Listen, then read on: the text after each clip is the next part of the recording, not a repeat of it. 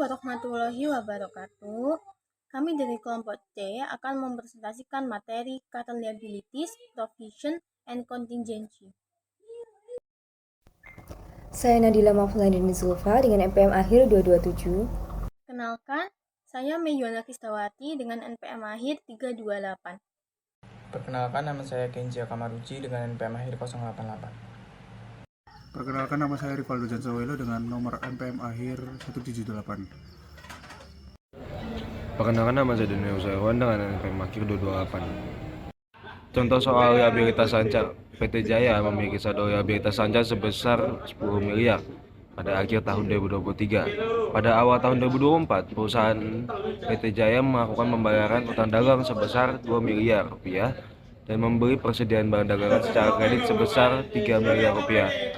Berapakah saldo liabilitas sancar perusahaan PT Jaya pada akhir tahun 2024? Jawaban, saldo liabilitas sancar awal tahun 2024 adalah sebesar 10 miliar rupiah. Pembayaran utang dagang adalah sebesar 2 miliar rupiah. Pembelian persediaan barang dagangan secara kredit sebesar 3 miliar rupiah. Jadi 10 miliar rupiah pada saldo liabilitas sancar awal tahun 2024 dikurangi dengan 2 miliar pada pembayaran utang dagang dan ditambah 3 miliar pada pembelian persediaan barang dagangan secara kredit. Jadi, saldo liabilitas sancar PT Jaya pada akhir tahun 2024 adalah sebesar 11 miliar rupiah. Soal provisi, PT Mei menjual produk dengan memberikan garansi perbaikan selama 2 tahun. Hasil analisis, teknis dan pengalaman perusahaan diketahui bahwa hanya 5% pelanggan yang mengklaim garansi. Adapun biaya yang dikeluarkan untuk memberikan garansi tiap produk sebesar 100.000. Pada tahun 2015, penjualan sebanyak 20.000 unit dan tahun 2016 penjualan sebanyak 26.000 unit. Total garansi aktual yang dikeluarkan di tahun 2015 sebesar 65 juta, sedangkan di tahun 2016 sebesar 125 juta. Jawaban provisi untuk tahun 2015. Pencatatan pengakuan beban garansi. Tercatat beban garansi terhadap provisi garansi sebesar 100 juta dengan menghitung 5% dikali 20.000 unit dikali 100.000 per unit. Lalu pencatatan pemberian beban garansi pada tahun 2015, provisi garansi sebesar 65 juta terhadap kas sebesar 65 juta dengan catatan provisi garansi yang disajikan pada laporan keuangan per 31 Desember 2015 sebesar 35 juta terdapat dari 100 juta dikurangi 65 juta. Maka untuk tahun 2016 pencatatan pengakuan beban garansi terhadap provisi garansi sebesar 130 juta dengan perhitungan 5% dikali 26.000 unit dikali 100.000 per unit. Pencatatan provisi beban garansi 2016, provisi garansi terhadap kas sebesar 125 juta dengan catatan provisi garansi yang disajikan pada laporan keuangan per 31 Desember 2016 sebesar 40 juta didapatkan dari 35 juta pada tahun 2015 ditambah oleh provisi garansi sebesar 130 juta dikurangi provisi garansi 2016 125 juta. Baik, selanjutnya adalah soal kontingensi, yang mana PT Ken memiliki piutang dagang senilai 12 miliar 500 juta kepada PT Mei. Pihak manajemen keuangan PT Ken meragukan kemampuan PT Mei untuk melunasi piutangnya karena diduga PT Mei sedang mengalami penurunan profit yang signifikan. Oleh karena itu, PT Ken berinisiatif melakukan penurunan nilai piutang sebesar 55%. Maka hitunglah nilai penurunan piutang PT Mei setelah dilakukannya kontingensi asumsi penurunan nilai piutang. Selanjutnya adalah jawaban dari soal kontingensi, yang mana piutang dagang PT Ken kepada PT Mei sebesar 12 miliar 500 juta dan kontingensi asumsi penurunan nilai piutang sebesar 55%. Maka 55% dikalikan 12 miliar 500 juta mendapatkan nilai sebesar 6 miliar 875 juta. Jadi, apabila PT Mei tidak bisa membayarkan utang dagang seutuhnya kepada PT Ken, maka PT Ken melakukan kontingensi setidaknya PT Mei harus membayar utang dagang sebesar 6 miliar 875 juta. Untuk laporan keuangan perusahaan yang kita ambil yaitu PT Aneka Tambang Tbk. Baik, yang pertama di sini saya akan menjelaskan mengenai liabilitas jangka pendek atau yang biasa kita sebut sebagai current assets yang dimiliki oleh PT Antam sendiri. Di sini PT Antam sendiri untuk liabilitas jangka pendeknya sendiri memiliki utang usaha, beban akrual, liabilitas imbalan karyawan jangka pendek, uang muka pelanggan, dan beberapa akun yang sudah dilampirkan. Nah, di sini saya akan menuliskan beberapa. Yang pertama ada beban akrual, di mana beban ini sendiri ialah biaya yang telah terjadi tetapi belum dibayar atau dicatat dalam pembukuan. Nah, dalam hal ini PT Antam memiliki beban akrual seperti pembelian bahan baku dan listrik, biaya mobilisasi, dan jasa profesional. Lalu ada pajak-pajak lain yang mana PT Antam sendiri memiliki pajak-pajak lain berupa pajak penghasilan pasal 21, 22, 23 atau 26, dan juga PPN dan juga pajak bumi dan bangunan. Nah, untuk pajak penghasilan pasal 21 ini sendiri umumnya berkaitan dengan pajak yang digunakan pada sistem penggajian atau payroll karyawan oleh suatu perusahaan. Lalu ada PPh pasal 22, yaitu bentuk pemotongan atau pemungutan pajak yang dilakukan satu pihak terhadap wajib pajak dan berkaitan dengan kegiatan perdagangan barang. Lalu ada PPh 23 dan juga atau 26 yang mana untuk dua pasal ini sama-sama merupakan pajak penghasilan yang dikenakan untuk jenis penghasilan yang diterima dalam bentuk dividen hingga keuntungan yang diperoleh karena pembebasan utang dan juga lainnya. Selanjutnya di sini ada tertera utang-utang lain yang mana dari PT Antam sendiri memiliki utang-utang lain berupa pinjaman dari investor untuk proyek kerjasama pertambangan dan juga pembelian aset tetap. Nah, di sini kewajiban yang sudah tertera ini dianggap sebagai liabilitas jangka pendek karena mereka akan jatuh tempo dan memerlukan pembayaran dalam waktu yang dekat. Ini penting dalam pelaporan keuangan karena membantu memberikan gambaran yang akurat tentang kewajiban perusahaan yang harus dipenuhi dalam waktu yang dekat, yang mana hal ini mempengaruhi likuiditas dan manajemen kas perusahaan. Baik, untuk selanjutnya saya akan menjelaskan mengenai provisi yang dimiliki oleh PT Antam sendiri. Nah, provisi ini diakui apabila grup mempunyai kewajiban kini, baik bersifat hukum maupun konstruktif, sebagai akibat peristiwa masa lalu. Besar kemungkinan penyelesaian kewajiban tersebut mengakibatkan arus keluar sumber daya, dan juga kewajiban tersebut dapat diestimasi dengan andal. Nah, provisi ini tidak diakui untuk kerugian operasi masa depan. Contohnya sendiri yang dimiliki oleh PT Antam yaitu provisi imbalan pasca kerja, yang mana beban pensiun dan imbalan pasca kerja lainnya beserta nilai kini dari kewajiban tersebut diterbitkan dengan menggunakan penilaian aktuarial.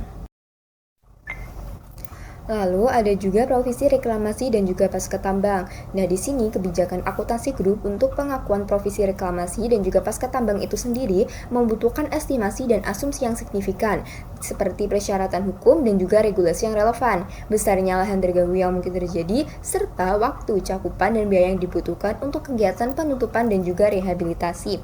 Selain itu, perusahaan PT Antam sendiri juga memiliki provisi atas kerugian kredit dan juga ekspektasian piutang usaha.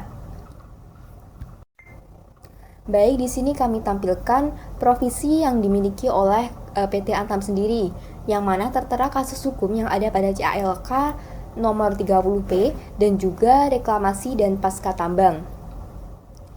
Di sini asumsi utama yang digunakan dalam mengestimasi provisi, reklamasi, dan pasca tambang adalah sebagai berikut, yang mana terdiri dari tingkat inflasi, tingkat diskonto, dan juga biaya reklamasi per hektar. Nah, di tahun berjalan, perubahan provisi atas kasus hukum sendiri disebabkan oleh penyesuaian harga emas batangan yang berkaitan dengan sengketa hukum yang sedang berlangsung.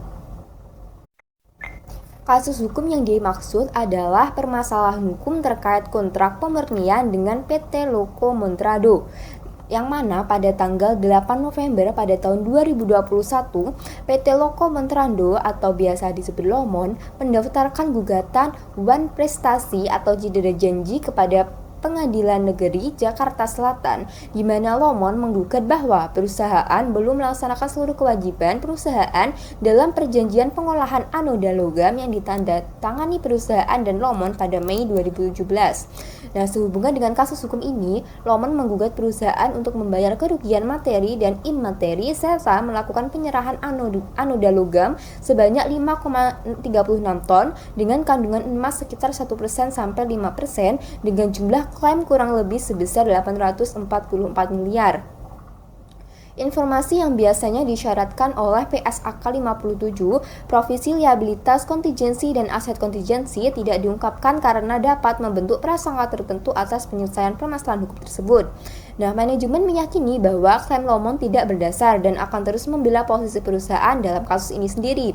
Pada tanggal laporan keuangan konsolidasian ini, kasus tersebut masih dalam proses persidangan dan belum ada keputusan yang berkekuatan hukum tetap dan juga mengikat. Nah, di sini kasus hukum sendiri itu dimasukkan ke dalam provisi karena perusahaan di mana harus mencadangkan beberapa dana sebesar yang digugatkan. Karena ada kemungkinan dari penggugatnya sendiri yaitu PT Loko Montrado untuk memenangkan kasus ini dalam pengadilan.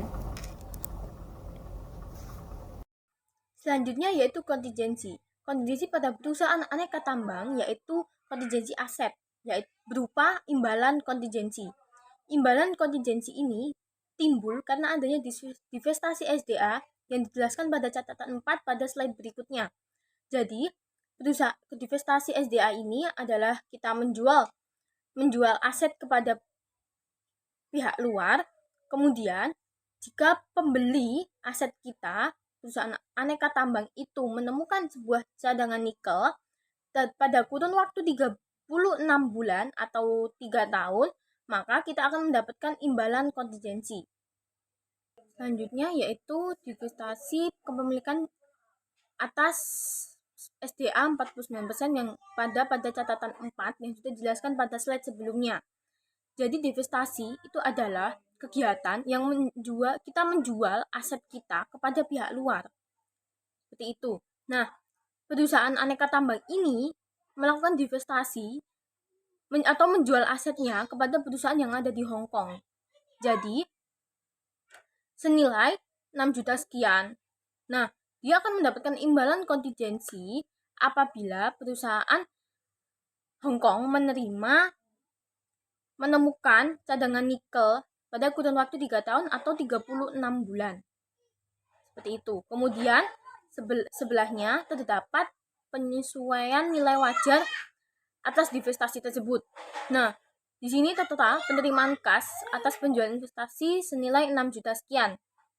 Nah, kemudian ada pengakuan estimasi imbalan kontingensi sebesar 485 sekian. Nominal 6 juta atas penerimaan kas penjualan tadi itu bisa diakui sebagai pendapatan karena kita menerima uangnya secara langsung atas transaksi jual beli tersebut.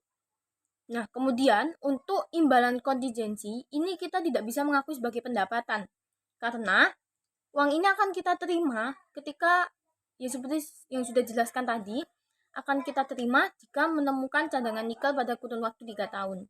Seperti itu. Nah, ini ada perkiraan apabila kita menerima imbalan kontingensi, menerima uang atas penjualan awal dan menerima imbalan kontingensi tersebut. Nah, totalnya jadi nilai wajar imbalan yang diterima yaitu 6.937 sekian.